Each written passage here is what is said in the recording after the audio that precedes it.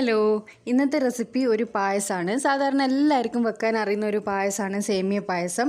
അപ്പോൾ സേമിയ പായസം നിങ്ങൾ ഈ ഒരു രീതിയിൽ വെച്ചിട്ടുണ്ടോ എന്ന് എനിക്കറിയില്ല. ഇങ്ങനെ വെച്ചാൽ ഈ ഒരു പായസത്തിന് നല്ലൊരു കൊഴുപ്പും കിട്ടും, അതേപോലെ തന്നെ ഭയങ്കര ടേസ്റ്റും ആയിരിക്കും ഇതിന്.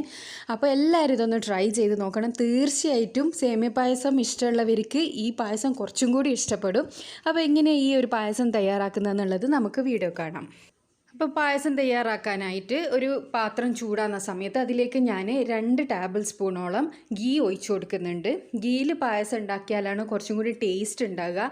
അതിലേക്ക് ഞാൻ 1 കപ്പിൻ്റെ മേലെ സേമിയ എടുത്തിട്ടുണ്ട്. ഇത് വറുത്ത സേമിയാണ്.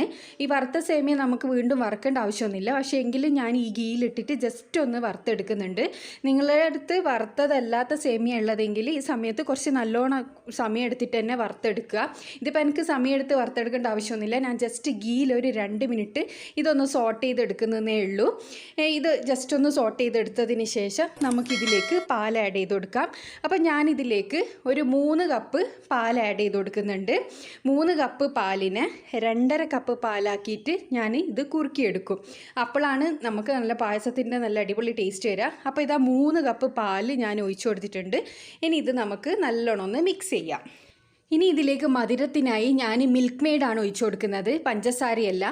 ശരിക്കും പഞ്ചസാര ഇട്ടുണ്ടാക്കുന്നതിലും ടേസ്റ്റാണ് നമ്മൾ മിൽക്ക് മെയ്ഡ് ഇട്ടിട്ട് നമ്മൾ ഈ ഒരു പായസം തയ്യാറാക്കിയെടുത്താൽ. അപ്പോൾ ഒരു 1/2 ടിന്ന് മിൽക്ക് മെയ്ഡ് ഞാനിപ്പോൾ ഇതിലേക്ക് ഒഴിച്ചു കൊടുത്തിട്ടുണ്ട്. ഫുൾ ഒഴിക്കുന്നതിന് മുന്നേ നമ്മൾ മധുരം നോക്കിയിട്ട് മാത്രം ഒഴിക്കുക. അല്ലാന്നാണെങ്കിൽ ഭയങ്കര മധുരമായിരിക്കും. അപ്പോൾ ഒരു ഗ്ലാസ് കുടിച്ചാൽ തന്നെ നമുക്ക് ഒരുമാതിരി മസ്തായ പോലെയാവും. അപ്പോൾ മധുരം ശ്രദ്ധിച്ചിട്ട് വേണം ഒഴിക്കാൻ. അപ്പോൾ ഈ മധുരം കുറവായതുകൊണ്ട് ഞാൻ ആ ഫുൾ ടിന്ന് തന്നെ ഒഴിച്ചു കൊടുത്തിട്ടുണ്ട് കേട്ടോ. ഫസ്റ്റ് ഹാഫ് ഇട്ട് മധുരം നോക്കിയതിൻ്റെ ശേഷമാണ് ഞാൻ ഫുൾ ഇട്ടത്. അതേപോലെ തന്നെ മധുരം നിങ്ങൾക്ക് ഭയങ്കരമായിട്ട് മധുരം വേണമെന്നുണ്ടെങ്കിൽ നിങ്ങളെ മധുരത്തിനനുസരിച്ച് ഇട്ടാൽ മതി. അപ്പോൾ മിൽക്ക് മെയ്ഡ് കൂടി ഒഴിച്ച് ഞാൻ നല്ലോണം ഒന്ന് മിക്സ് ചെയ്തെടുക്കുന്നുണ്ട്. ഇത് നല്ലോണം മിക്സ് ആക്കി എടുത്തതിന് ശേഷം ഈ പാല് ജസ്റ്റ് ഒന്ന് ചൂടാക്കിയെടുക്കുക. ഒരു തിള വരുന്നവരെ വെയിറ്റ് ചെയ്യാം. അപ്പോൾ ഇത് നമ്മുടെ പാലിവിടെ ജസ്റ്റ് ചൂടായി വരുന്നുണ്ട്. ഈ ഒരു സമയത്ത് നമുക്ക് ഒരു ചെറിയ ക്യാരറ്റും കുറച്ച് അണ്ടിപ്പരിപ്പ് ഒരു 10 എണ്ണോളം എടുത്തിട്ട് പുഴുങ്ങിയെടുക്കുക. അത് പുഴുങ്ങിയതിന് ശേഷം നല്ലവണ്ണം നമുക്ക് പേസ്റ്റ് പോലെ അടിച്ചെടുത്ത് കൊണ്ടുവരാം. പാലിത ഏകദേശം തിള പൊട്ടി വരുന്നുണ്ട്. ഈ ഒരു സമയത്ത് ഞാൻ നേരത്തെ പറഞ്ഞ ആ ഒരു പേസ്റ്റ് ആഡ് ചെയ്ത് കൊടുക്കുക. അതായത് കാഷ്യൂ ക്യാരറ്റ് പേസ്റ്റാണിത്. പുഴുങ്ങി അതിൻ്റെ വെള്ളം കളഞ്ഞതിന് ശേഷം വെള്ളം ഒട്ടും ചേർക്കാണ്ടാണ് നമ്മൾ ഇത് പേസ്റ്റ് പോലെ അടിച്ചെടുക്കേണ്ടത് കേട്ടോ. ഇനി ഇത് ഈ പായസത്തിലേക്ക് മിക്സ് ചെയ്തെടുത്തതിന് ശേഷം ഏകദേശം ഒരു 2 ടേബിൾ സ്പൂണോളം മാത്രമേ ഇതുള്ളൂ. ചെറിയൊരു ക്യാരറ്റേ എടുക്കേണ്ട ആവശ്യമുള്ളൂ.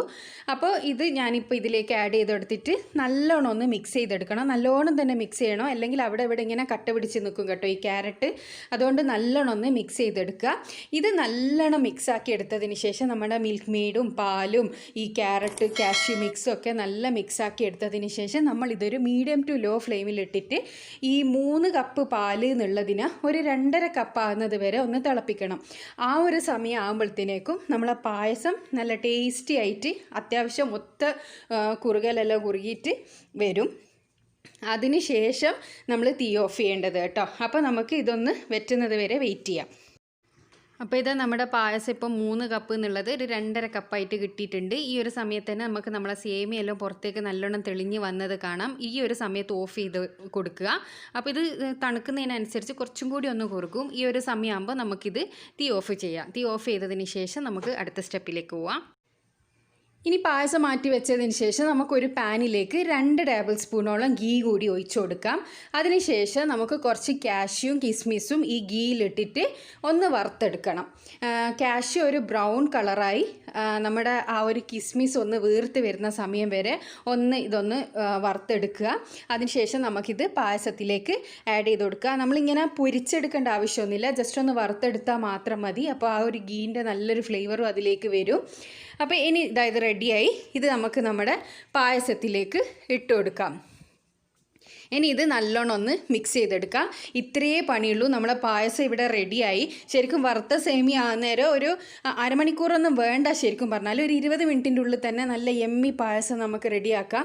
അപ്പോൾ ഇതിവിടെ റെഡി ആയിട്ടുണ്ട്. ഞാനിത് തീ ഓഫ് ചെയ്ത് ഒരു 5 മിനിറ്റിന് ശേഷം ജസ്റ്റ് ഒന്ന് ചൂടാറിയതിന് ശേഷം നമുക്കിതൊന്ന് സെർവ് ചെയ്തെടുക്കാം. നല്ല ടേസ്റ്റി ആയിട്ടുള്ള പായസമാണ്. അപ്പോൾ തീർച്ചയായും എല്ലാവരും ഇത് ട്രൈ ചെയ്ത് നോക്കണം. അപ്പോൾ ഇതാ ഞാനിതൊരു ഗ്ലാസ്സിലേക്ക് സെർവ് ചെയ്തെടുത്തിട്ടുണ്ട്. ഞാൻ കുറച്ച് ബ്ലാക്ക് റൈസൻസും കൂടി ഇതിൻ്റെ മേലെ ഇട്ട് കൊടുത്തിട്ടുണ്ട് കേട്ടോ. അപ്പോൾ അത് ഇഷ്ടമില്ലാത്തവർ അത് ഇടേണ്ട ആവശ്യമൊന്നുമില്ല. ഞാൻ ജസ്റ്റ് ഒരു ഭംഗിക്ക് വേണ്ടി ഇട്ട് കൊടുത്തതാണ്. അപ്പോൾ എല്ലാവരും ഇത് ട്രൈ ചെയ്തതിന് ശേഷം നിങ്ങളുടെ അഭിപ്രായം തീർച്ചയായും അറിയിക്കണം. നിങ്ങൾ ഇങ്ങനെയല്ല സേമിയ പായസം ഉണ്ടാക്കുന്നതെങ്കിൽ ഇതേപോലെ ഉണ്ടാക്കിയാൽ തീർച്ചയായും ഇഷ്ടപ്പെടും. അപ്പോൾ അടുത്ത നല്ലൊരു വീഡിയോ ആയിട്ട് വീണ്ടും കാണാം. ചാനൽ സബ്സ്ക്രൈബ് ചെയ്യാത്തവർ ദയവേതൊന്ന് സബ്സ്ക്രൈബ് ചെയ്യുക. അടുത്തുള്ള ബെൽ ബട്ടൺ ക്ലിക്ക് ചെയ്യുക. Thanks for watching.